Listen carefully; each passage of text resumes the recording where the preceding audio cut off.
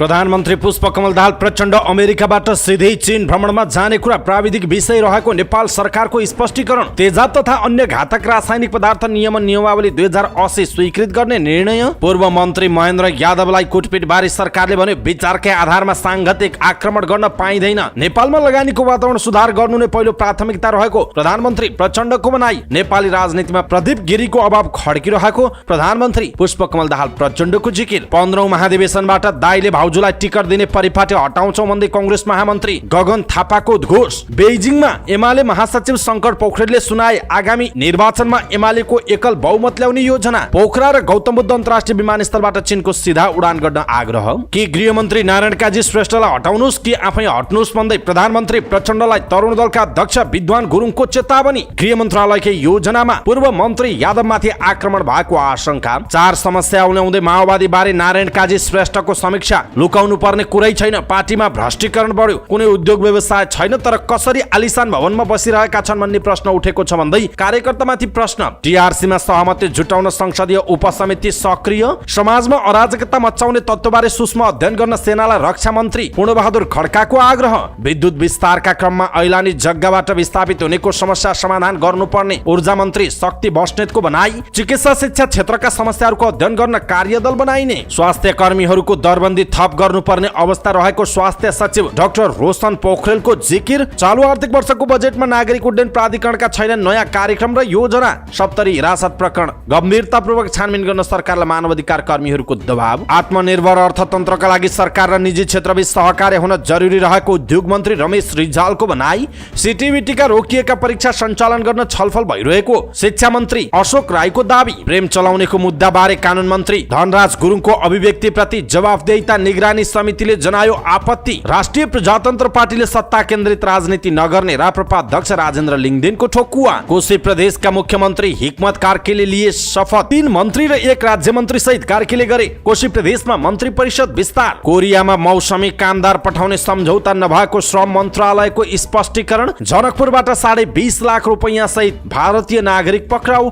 बागलुङका ग्रामीण सडक अवरुद्ध हुँदा खाद्यान्न आपूर्तिमा समस्या भयो। मुस्ताङमा असोज नलागेसम्म स्याउ टिप्न नपाइने। शङ्खुवा सभामा कैदी मृत्यु प्रकरण 7 प्रहरी र 8 कैदी विरुद्ध मुद्दा दर्ता। पर्यटन दिवसका दिन कीर्तिपुरमा सन्ध्याकालीन सम्पदा यात्रा गरिने। यार्सा गुम्बा सङ्कलन गर्न वैशाखदेखि नै अनुमति माग्न सकिने। सोलुखुम्बुको दुध कोशी पारी फँसेका 1 दर्जन गाडी तुइनको माध्यमबाट कोशी वारी तारियो। कालीकोटको मानव बजारबाट आमा छोरा बेपत्ता। काभ्रेको मेथिनकोट अस्पतालमा मृगौलाको डायलासिस सेवा सुरु भयो। अमेरिका पठाइदिने भन्दै मानव बेचबिखन गर्ने गिरोहका नाइके पक्राउ परे। टिजर सार्वजनिक गर्दै अनमोल केसीको नयाँ फिल्म फर्केको घोषणा। बाह्य लगानी भित्राउन नेपालमा छिट्टै लगानी शिखर सम्मेलन गर्ने अर्थमन्त्री डाक्टर प्रकाश शरण महतको जिकिर। अमेरिकी पूर्व राष्ट्रपति डोनाल्ड ट्रम्पका पूर्व सल्लाहकार पीटर नाभारो अवहेलनाको मुद्दामा दोषी ठहर। चीनमा बाँस संग्रहालय सञ्चालनमा आयो। डच संग्रहालयले राजकुमारी डायनाको पोसाकहरू सहित ब्रिटिश फेसन प्रदर्शनी गर्ने। एसियाली खेलकुदका लागि दक्षिण कोरियाको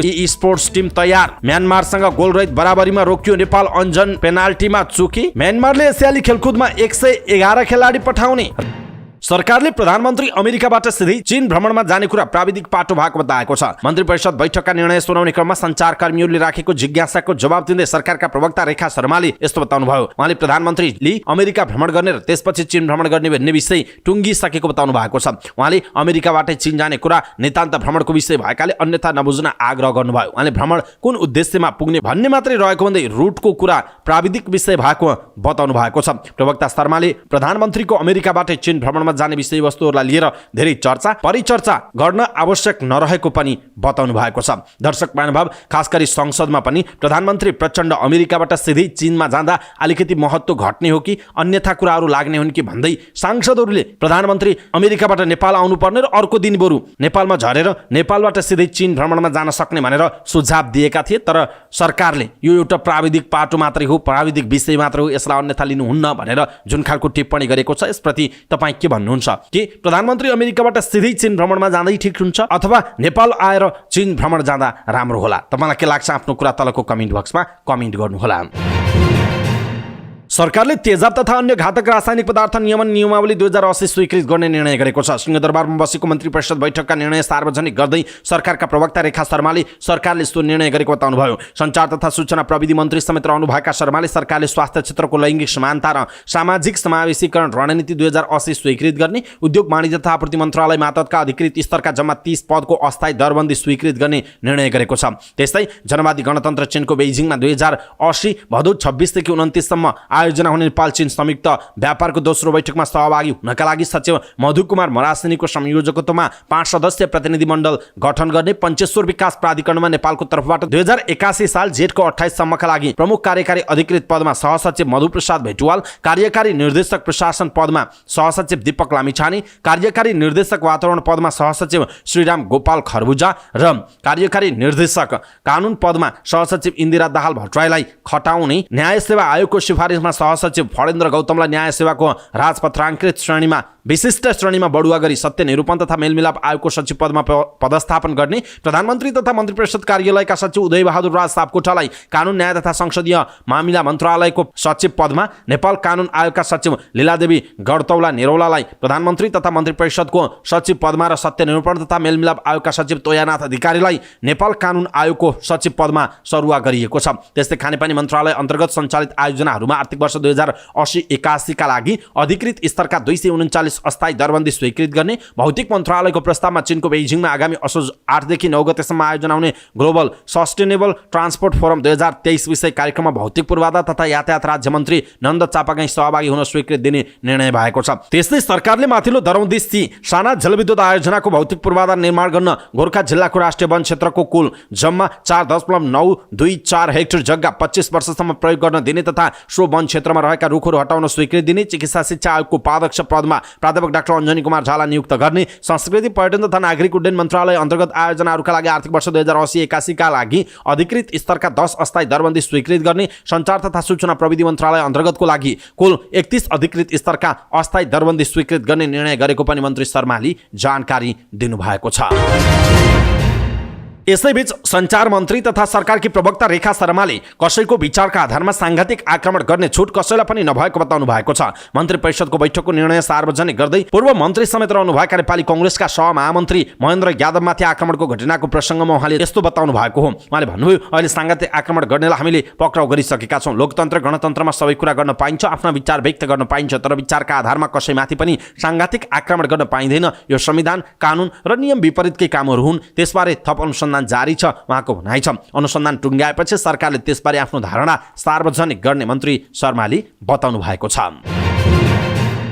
प्रधानमन्त्री पुष्पकमल दाहाल प्रचण्डले लगानीको वातावरण सुधार गर्नु नै आफ्नो पहिलो प्राथमिकताको विषय भएको बताउनु भएको छ। लगानी बोर्डको वार्षिक उत्सव समारोहलाई सिंहदरबारमा सम्बोधन गर्दै उहाँले यस्तो बताउनु भयो। उहाँले देशको समावेशी र दिगो रूपमा आर्थिक विकासका लागि AFDI लगायत निजी लगानी बढाउन निरन्तर काम गरिरहेको पनि उल्लेख गर्नुभयो। प्रधानमन्त्री दाहालले नेपाल लगानीको आकर्षक गन्तव्य भएको सन्देश विश्वभर फैलाएकोमा खुसी व्यक्त गर्नुभयो। उहाँले नेपालले सन् 2030 सम्ममा मध्यम आय भएको मुलुक बन्ने र सन् 2023 सम्ममा दिगो विकासका लक्ष्यहरू हासिल गर्ने लक्ष्य लिएको भए पनि कोभिड महामारी, विश्वव्यापी द्वन्द्व र जलवायु परिवर्तनका कारणले तोकिएको समयसीमाभित्रै आकांक्षाहरू साकार पार्नु प्रमुख चुनौतीको रूपमा रहेको उहाँले उल्लेख गर्नुभयो। 16औं आवधिक योजनाको मस्यौदा तयार पार्दा नेपाल सरकार राष्ट्रिय विकासका लागि निजी क्षेत्र, स्वदेशी र विदेशी स्रोत परिचालन महत्त्वपूर्ण छ भन्ने कुरामा दृढ विश्वास रहेको उहाँले बताउनु भएको छ। प्रधानमन्त्री दाहालले व्यापार र लगानीको वातावरण सुदृढ गर्न नीतिगत, कानुनी, नियामक, प्रक्रियागत र संस्थागत व्यवस्थामा निरन्तर सुधार गर्न सरकार प्रतिबद्ध रहेको पनि उहाँले बताउनु भएको छ।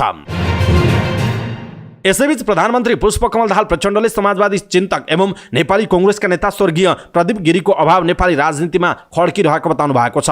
शुक्रबार सिराहाको लान नगरपालिका 14 मा रहेको गिरी आश्रममा नेता गिरीको प्रथम वार्षिक समारोहलाई सम्बोधन गर्दै प्रधानमन्त्री प्रचण्डले स्वर्गीय नेता गिरीको विचार र चिन्तनको मौलिकता तथा सबैसँग सरल र सहज सहकार्य गर्न सक्ने विलक्षण क्षमता भएकाले उहाँबाट सिक्न धेरै कुरा बाँकी रहेको महसुस आफूले गरेको उहाँले बताउनु भएको छ। त्यसैगरी नेता गिरीको निधनले आउने पुस्ताका लागि विचार, चिन्तन र ऊर्जा प्राप्तिमा अमर रहिरहने विश्वास रहेको उहाँले व्यक्त गर्नुभयो। प्रदीप गिरी मेमोरियल ट्रस्टले आयोजना गरेको कार्यक्रममा प्रधानमन्त्री प्रचण्डले नेता गिरीको पूर्णकदको शालिग अनावरण गर्नुभयो। समारोहलाई सम्बोधन गर्ने क्रममा उहाँले सिराहाको भौतिक पूर्वाधारको विकास र लाहानमा प्रदीप गिरीको नाममा मेडिकल कलेज स्थापना गर्ने प्रतिबद्धता पनि व्यक्त गर्नुभएको छ।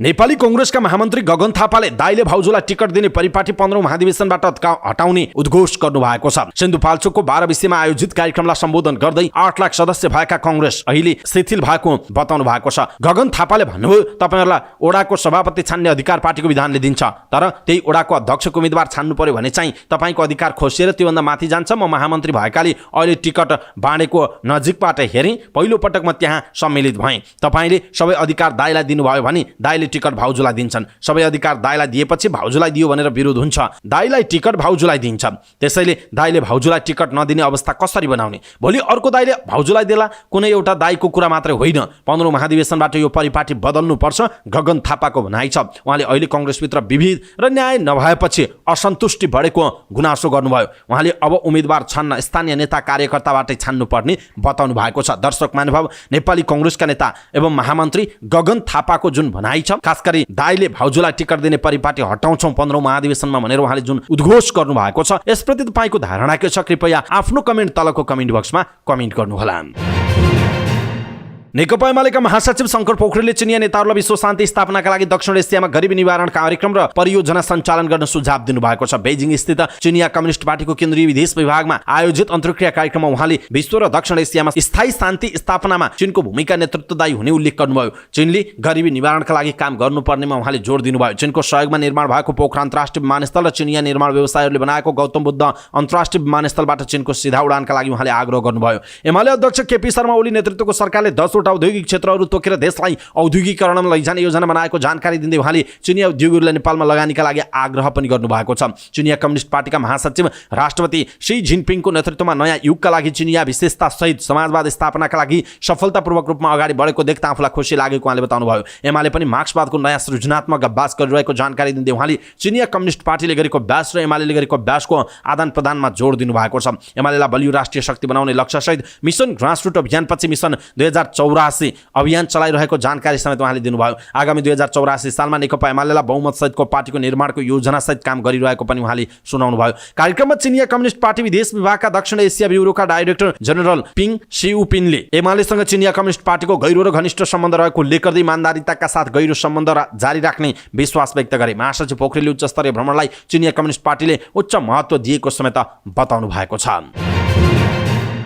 नेपाली कांग्रेसका सहमहामन्त्री महेन्द्र यादवमाथि भएको आक्रमणको विरोधमा तरुण दलले विरोध प्रदर्शन गरेको छ। तरुण दलका पूर्व अध्यक्ष समेत रहनुभएका यादवलाई रेपोर्टर्स क्लबको कार्यक्रमबाट बाहिरिने क्रममा बुधबार खुकुरी प्रहार भएको थियो। उक्त घटनाको विरोधमा नेपाली कांग्रेसको भातृ संस्था तरुण दलले काठमाडौँको रत्न पार्क स्थित शान्ति बाटिकामा विरोध प्रदर्शन गरेको छ। तरुण दलले गृहमन्त्री नारायण काजी श्रेष्ठको राजीनामा पनि माग गरेको छ। तरुण दलको बिहिबार बसेको केन्द्रीय समितिको बैठकले देशभर विरोध गर्ने निर्णय गरेको थियो। आक्रमणबाट घाइते यादवको टाउको पछाडिको भागमा चोट लागेको छ। उहाँको ट्रमा सेन्टरमा उपचार भइरहेको जनाइएको छ। यसैबीच नेपाल तरुण दलका अध्यक्ष विद्वान घिमिरेले गृहमन्त्री नारायण काजी श्रेष्ठलाई तुरुन्तै बर्खास्त गर्न प्रधानमन्त्री पुष्पकमल दाहाल प्रचण्डसँग माग गर्नु भएको छ। हटाउने भए गृहमन्त्रीलाई नहटाउने भए आफै हट्न उहाँको चेतावनी छ। कांग्रेसका सहमहामन्त्री महेन्द्र यादवमाथि भएको आक्रमणका विरुद्ध आयोजित प्रदर्शनपछि सम्बोधन गर्दै गुरुङले आफ्नै पार्टी समेत सहभागी माओवादी नेतृत्वको सरकारमाथि खनिनु भएको छ। कांग्रेसको काँधमा बन्दुक राखेर माओवादीले अर्कै व्यवस्था ल्याउन खोजेको आशंका प्रकट गर्दै उहाँले यो सरकारलाई अब बोकेर हिँड्न नसक्ने बताउनु भएको छ। यादवमाथिको आक्रमणमा उहाँले सिधै गृहमन्त्रीमाथि प्रश्न उठाउनु भएको छ। हाम्रो नेतामाथि दिनदहाडै खुकुरी प्रहार भएको छ, उहाँको हत्या गर्ने प्रयास भएको छ। म गृहमन्त्रीज्यूलाई भन्न चाहन्छु, उहाँले भन्नुभयो, उहाँसँग मेरो व्यक्तिगत रेसिपी छैन, तर घटनाक्रमले के देखाउँछ भने हत्यारालाई दायाँ बायाँ प्रहरीको सेक्युरिटीमा बसेर मिडियालाई अन्तर्वार्ता दिने वातावरण कसले बनायो? यो आक्रमणको पछाडि अहिलेको सरकार र गृह मन्त्रालयको कुनै न कुनै योजना छ भन्ने हामीलाई शंका लागेको छ। उहाँको भनाइ छ, अहिलेको गृहमन्त्रीमाथि हामीलाई विश्वास छैन। हाम्रो पार्टीका साथी र सुरक्षाकर्मीको काँधमाथि बन्दुक राखी पड्काउने काम माओवादीले गरेको छ। म सुरक्षा निकायलाई पनि चेतावनी दिन चाहन्छु, यदि गृहमन्त्रीको आदेशमा प्रयोग हुनुभयो भने तपाईहरुको पनि खबरदारी हामीले गर्नेछौँ। अब हामी यो सरकारलाई बोकेर अगाडि बढ्न सक्दैनौँ। विशेष अवस्थामा माओवादीलाई सरकारको नेतृत्व दिएका थियौँ, तर माओवादी अहिले खाओवादी भएका छन्। राजावादी र माओवादी एउटै हुन् कि भन्ने हामीलाई लागिरहेको छ। अब हामीमाथि हमला भएको हामी टुलुटुली हेरेर बस्न सक्दैन। देशभरिका विद्यार्थी साथीहरूलाई यो संविधान र व्यवस्थाको सुरक्षा गर्न अर्को आन्दोलनका निम्ति तयार रहन आह्वान गर्छु। जबसम्म गृहमन्त्रीले राजीनामा दिनुहुन्न तबसम्म आन्दोलन जारी रहन्छ, उहाँको भनाइ छ। पुष्पकमल दाहालज्यू, तपाईसँग दुई विकल्प छन्, तुरुन्त गृहमन्त्रीलाई बर्खास्त गर्नुस् या तपाईँ नै हट्नुस्, विद्वानको भनाइरहेको छ। दर्शक महानुभाव, यसप्रति तपाईँको धारणा के छ? आफ्नो धारणा तलको कमेन्ट बक्समा कमेन्ट गर्नुहोला।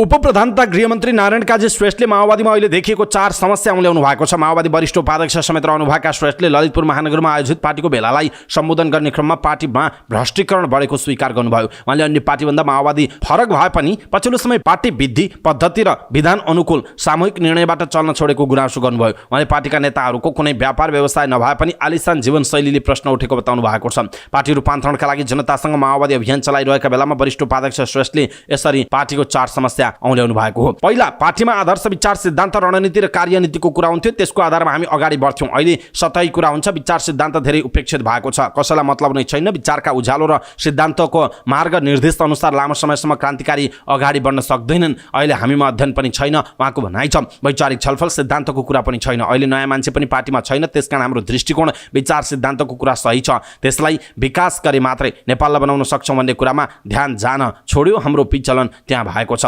दोस्रो, पार्टी संगठनलाई विधि र पद्धतिमा चलाउनु पर्यो, विधान अनुकूल सामूहिक चलाउनु पर्यो। घुटबन्दी व्यक्तिवादी व्यवहार गर्नु भएन। विधिस्तम्भ ढङ्गले सामूहिक र संस्थागत ढङ्गले पार्टी चलाउनु पर्यो र कार्यकर्ताको न्यायोचित मूल्याङ्कन गर्नु पर्यो। निष्ठावान सैद्धान्तिक र जनताको सेवा गर्छन्, जो भ्रष्टाचार गर्दैनन् तिनलाई मुख्य जिम्मेवारी दिनुपर्छ। हाम्रो त्यहाँ पनि कमजोरी हुन थालेको छ। पद्धति विधि नमान्ने केही अराजक छन्, कोही पद पाएपछि मै सर्वेश्वर बाबु भन्ठानेर नोकरसाही छन् उहाँको भनाइ छ। तेस्रो भनेको अहिले पार्टीमा भ्रष्टीकरण बढेर गएको छ। आफ्नो पैतृक सम्पत्ति त्यही देखिएको छैन, पार्टीले पैसा पनि दिएको छैन, दिन सक्ने हालत पनि छैन। हाम्रो केही पनि नभएका पूर्णकालीन कार्यकर्तालाई बचाउन सहयोग गर्न सकेको छैन। सुख र विलासी जीवन बिताउन पार्टीले कसैलाई पैसा त दिएको छैन। काम गरेको, कुनै उद्योग गरेको, व्यवसाय गरेको पनि देखिँदैन। तर पनि आलिशान भवनमा कसरी बसिरहेका छन् भन्ने प्रश्न उठेको छ। त्यसकारण हाम्रो पनि भ्रष्टीकरण बढ्दै गएको छ। यो सत्य हो, लुकाएर हुँदैन, यसलाई सच्याउनु पर्छ उहाँको भनाइरहेको छ। त्यस्तै चौथो नम्बरमा जनतासँग हाम्रो सम्बन्ध कमजोर भएर गएको छ। पहिलाको मजदुर, किसान, दलित, गरिब, सुकुम्बासी जनजातिहरूसँग सम्बन्ध राख्थ्यौँ, उहाँहरूका मुद्दा उठाउँथ्यौँ, उहाँहरूको हक अधिकारप्रति बोल्थ्यौँ, उनीहरूको घरमा बस्थ्यौँ, जान्थ्यौँ, छलफल गर्थ्यौँ। हो, अहिले सङ्घर्षको स्वरूप परिवर्तन भएकाले संसदमा जानु छ, सरकार चलाउनु छ, त्यो काम त बढेकै छ, अलिक फरक मोर्चाको काम उहाँको भनाइ छ। तर त्यसो भनेको जनतासँगको सम्बन्ध छोडिदिने भनेको हो भन्दै उहाँले प्रश्न गर्नुभयो। त्यो भनेको दलाल नोकरसाही, पुँजीपतिसँग सम्बन्ध बढाउने, उसैसँग मात्र उठवास पर्ने, ठेकेदार, व्यापारी, अलिकति पैसा भएकै मान्छेसँग मात्र सम्बन्ध राखेर आफ्नो जीवन चलाउने अनि जनता र कार्यकर्तालाई चासो नदिने भने हो र होइन नि? त्यहाँ पनि हाम्रो कमजोरी हुन थाल्यो उहाँको भनाइरहेको छ। दर्शक महानुभाव, 4 समस्या औल्याउँदै माओवादी बारे नारायण काजी श्रेष्ठले गरेको समीक्षा तपाईँलाई कस्तो लाग्यो? खास गरी लुकाउनु पर्ने कुरा छैन, पार्टीमा भ्रष्टीकरण बढ्यो भनेर उहाँले विभिन्न 4वटा विषयमा कुरा उठाउनु भएको छ। नारायण काजी श्रेष्ठको यो भनाइ तपाईँलाई कस्तो लाग्यो? आफ्नो कुरा तलको कमेन्ट बक्समा कमेन्ट गर्नुहोला। संक्रमणकालीन न्याय सम्बन्धी विधेयकमा सहमति जुटाउन थप 7 दिनको समय पाएको संसदीय उपसमिति सक्रिय भएको छ। अनौपचारिक छलफलमा रहेका समितिका सदस्यहरू औपचारिक छलफलमा जोड्दैछन्। उपसमिति सदस्य सन्तोष परियारका अनुसार आइतबार बिहान उपसमितिको बैठक बोलाइएको छ। अब बस्ने बैठकले प्रतिवेदन लेखनको कार्य सुरु गर्ने बताइएको छ। यसअघि संसदीय उपसमितिले विभिन्न सरोकारवाला पक्ष र विधेयकमाथि संशोधन दर्ता गर्ने सांसदहरूसँग छलफल गरिसकेको छ। उपसमितिमा सुभाष चन्द्र नेमाङ, महेश कुमार बर्तौला, रमेश लेखक, जीवन परियार, सुशीला थिङ, सन्तोष परियार, गोमा लाभ सापकोटा, बहादुर घरती, रञ्जु कुमारी झा, ध्रुवबहादुर प्रधान र शेरबहादुर कुमार सदस्य हुनुहुन्छ। पछिल्लो पटक उपसमितिको म्याद 7 दिन थपिएको छ। भदौ 19 मा बसेको समितिको बैठकले 7 दिन म्याद थपेको हो। जेठको 5 गते गठित उपसमितिलाई सुरुमा 21 दिनको समय दिइएको थियो। समय अपुग भएको भनी असार 5 गते 15 दिनको म्याद थप गरिएको थियो। अझै प्रतिवेदन लेखनको कार्य सुरु गर्न नसकिएको भन्दै उपसमितिले माग गरेको आधारमा पुनः 7 दिन समय थपिएको जनाइएको छ। थपिएको समयभित्र उपसमितिले आफ्नो प्रतिवेदन समितिमा पेश गर्ने गरी गृह कार्य अगाडि बढाएको उपसमिति सदस्यहरूले बताएका छन्। उपप्रधान एवं रक्षा मन्त्री पूर्णबहादुर खड्काले देशलाई पुनः अस्थिरताको भुमरीमा धकेल्ने र जनतामा डर त्रासको वातावरण सृजना गरी आफ्नो अभिष्ट पूरा गर्ने क्रियाशील तत्त्वहरूलाई राष्ट्रिय सुरक्षाका लागि चुनौती बनेको बताउनु भएको छ। त्यस्तो अवस्थामा नेपाली सेनाको भूमिका महत्त्वपूर्ण रहने उहाँको भनाइरहेको छ। जङ्गी अड्डामा सुरु भएको पश्चिमी नेपाल सेनाको 2 दिवसीय प्रेतनापति समन्वयात्मक बैठकलाई सम्बोधन गर्दै उपप्रधान तथा रक्षा मन्त्री खड्काले सेनाले सुरक्षा निकाय लगायतका सम्बन्धित निकायहरूसँग प्रभावकारी सम्बन्ध कायम गर्दै भावी चुनौतीहरूको विश्लेषण तथा मूल्याङ्कन अत्यन्त प्रशंसनीय ढङ्गले गर्दै आएको बताउनु भएको छ। उहाँले नेपाली सेनाले विपद प्रतिकार, महामारी, प्रकृति र पर्यावरण संरक्षण, विकास निर्माणका साथसाथै राष्ट्रिय तथा अन्तर्राष्ट्रिय क्षेत्रमा पुर्याइएको योगदानबाट प्राप्त उपलब्धि र ख्यातिको प्रशंसा समेत गर्नुभएको छ। खड्काले देशका रणनीतिक तथा संवेदनशील क्षेत्रहरूको सुरक्षा एवं वर्तमान समयमा राष्ट्रिय चुनौतीको रूपमा रहेको साइबर स्पेस सुरक्षा र नेपाली सेनाबाट लिएका पहल तथा सरकारलाई प्राप्त राय सुझावका लागि आभार व्यक्त गर्नुभएको छ। खड्काले विभिन्न विषयहरूलाई राष्ट्रिय मुद्दाको रूपमा उठाई राष्ट्रियता र राष्ट्रिय एकता खलबल्याउन खोज्ने, देशलाई पुनः अस्थिरताको भुमरीमा धकेली जनतामा डर र त्रासको वातावरण सृजना गरी आफ्नो अभिष्ट पूरा गर्न क्रियाशील तत्त्वहरूलाई राष्ट्रिय सुरक्षाको प्रमुख सुरक्षाको रूपमा लिई नेपाली सेनाले आफ्नो प्राथमिकतामा राखी कार्य गर्नेछ भन्ने विश्वास समेत व्यक्त गर्नुभएको छ। कार्यक्रम सुरु गर्दै प्रधान सेनापति प्रभुराम शर्माले नेपाली सेनाले सदैव वैधानिक सरकार र नेपाली जनताप्रति उत्तरदायी रहँदै आफ्नो जिम्मेवारी वहन गरिरहेको बताउनु भएको छ। उहाँले नेपाली सेनालाई थप सुदृढीकरण र आधुनिकीकरण गर्नेतर्फ सरकार रक्षा मन्त्रालयबाट प्राप्त सहयोगको लागि आभार समेत व्यक्त गर्नुभएको छ।